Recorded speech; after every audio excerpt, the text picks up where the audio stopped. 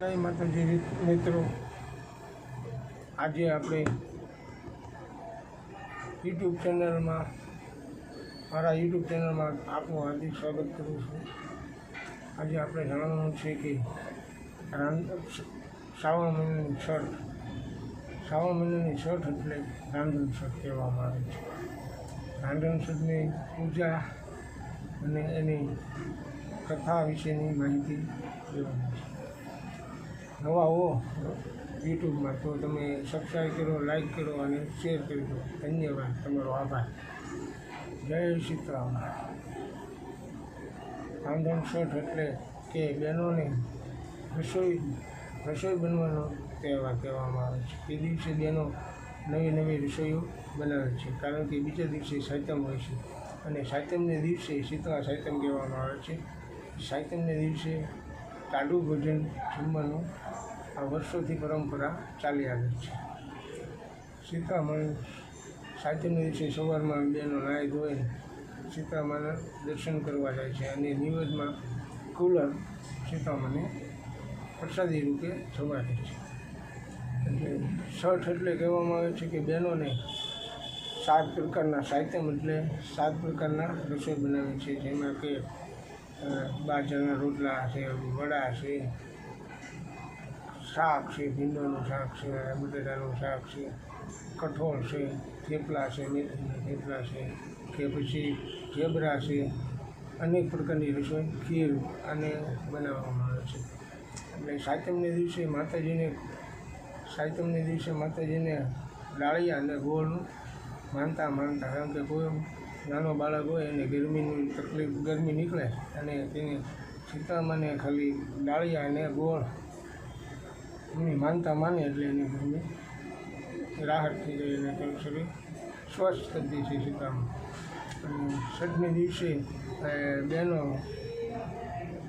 સાંજે આ બધી રસોઈ કરીને ચૂલો ઠારવાનો હોય છે।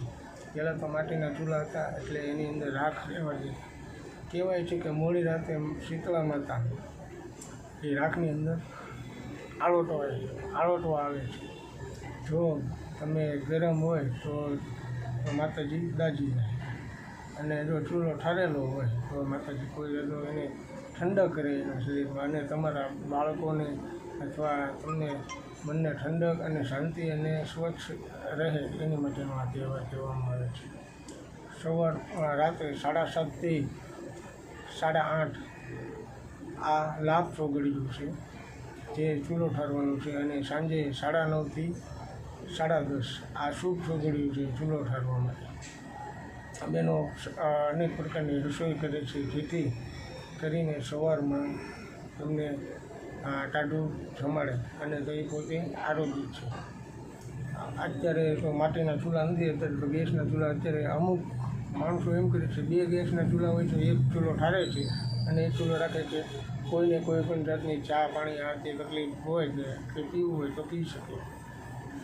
અને હકીકતમાં તો એમ જ છે કે પહેલાંના જે રિવાજ પ્રમાણે ચૂલો ઠારી દેવામાં આવે છે।